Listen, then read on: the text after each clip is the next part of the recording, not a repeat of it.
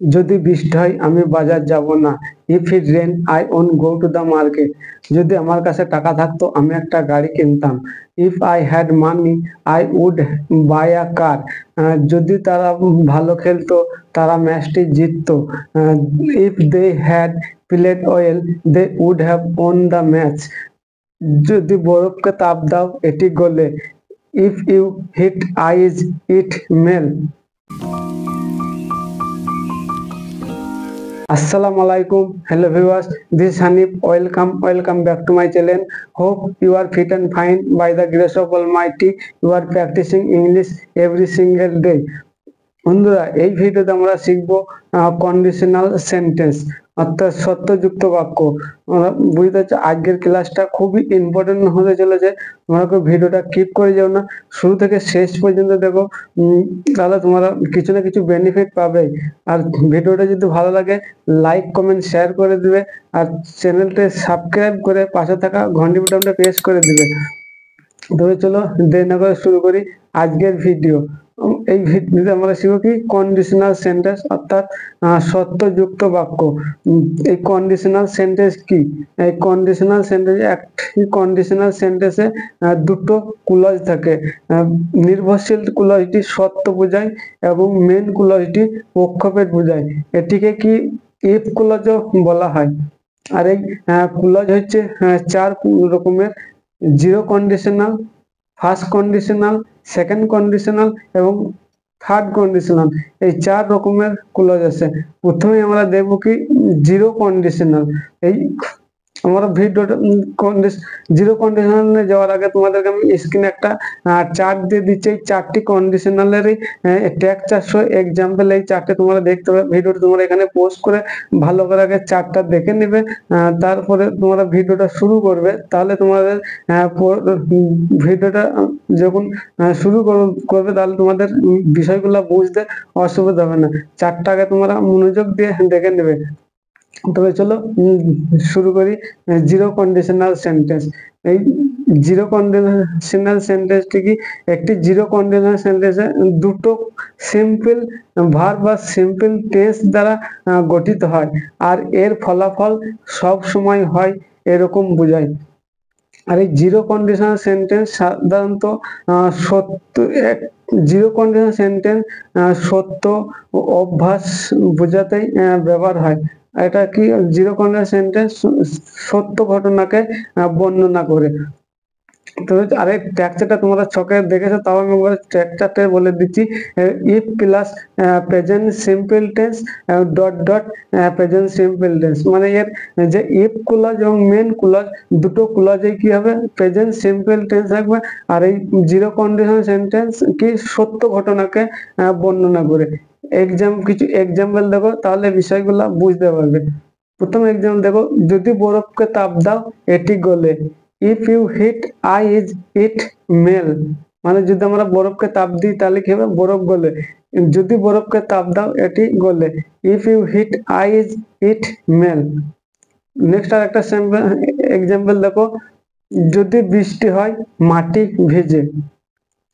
যদি বৃষ্টি হয় if it rain the ground get wet. যদি বৃষ্টি হয় গ্রাউন্ড ভিজে। If it rain the ground gets wet, মানে যদি বৃষ্টি হয় তাহলে কি হয় মাটি ভিজে। যদি মানুষ না খায় তাহলে তারা ক্ষুধার্ত থাকে। If people don't eat they are hungry. যদি মানুষ না খায় তাহলে তারা ক্ষুধার্ত থাকে। If people don't eat they are hungry. এবার আমরা মুভ করব ফার্স্ট কন্ডিশনালের মধ্যে।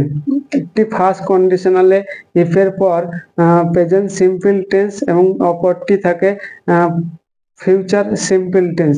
এই ধরনের কন্ডিশনাল সাধারণত ভবিষ্যতে হতে পারে এমন কিছু ঘটনা বর্ণনা করতে পুরোপুরি নিশ্চিত নয়, সম্ভাব্য ঘটনাকে বর্ণনা করতে ব্যবহৃত হয়।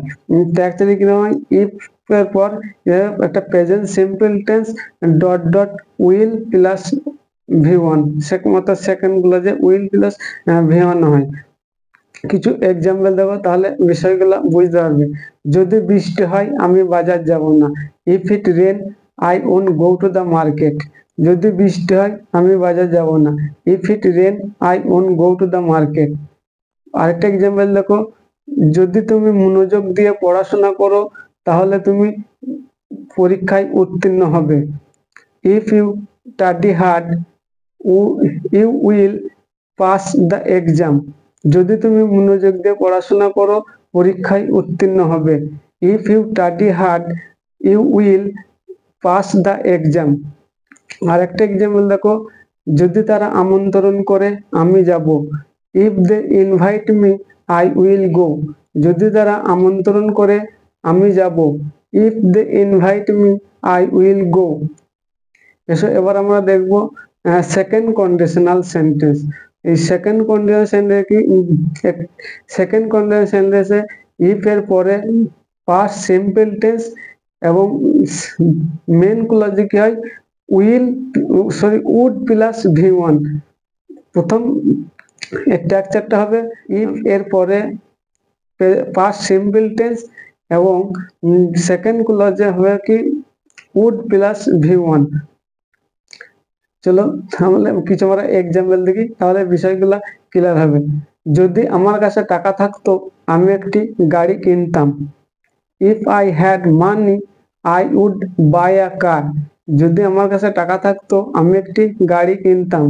If I had money I would buy a car. Next sentence দেখো, যদি সে আমাকে চিনতো তাহলে আমার সাথে কথা বলতো। যদি সে আমাকে চিনতো তাহলে সে আমার সাথে কথা বলতো। If she knew me she would talk to me. যদি সে আমাকে চিনতো আমার সাথে কথা বলতো। If she knew me she would talk to me. আরেকটা এক্সাম্পল দেখো, যদি সে বেশি পড়াশোনা করত তাহলে সে ভালো নাম্বার পেত। যদি সে বেশি পড়াশোনা করত তাহলে সে ভালো নাম্বার পেত।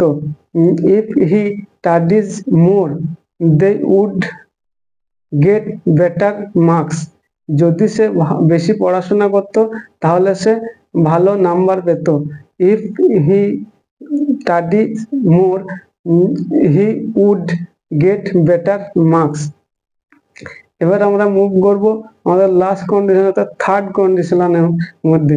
এই থার্ড কন্ডিশনাল সেন্টেন্স কি, থার্ড ইফ এর পরে পাস্ট পারফেক্ট টেন্স এবং ডট এবং পরের গুলো এটা কি থাকবে, উড হ্যাভ প্লাস ভার্বের পাস্ট পার্টিসিপাল ফর্ম অর্থাৎ V3 ফর্ম। তোমাদেরকে আমি প্রথমেই ছকে এই জন্যই ছকটা দেখিয়ে দিয়েছি যাতে তোমাদের বুঝতে সুবিধা হয়।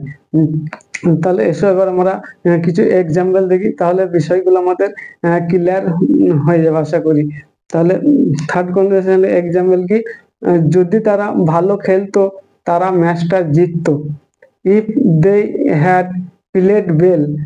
যদি তারা ভালো খেলতো, if they had played well তাহলে তারা ম্যাচটা জিততো। They would have won the match. যদি তারা ভালো খেলতো তারা ম্যাচটা তাহলে তারা ম্যাচটা জিততো। তাহলে পুরো সেন্টেন্স কি হবে, if if they had played well they would have won the match.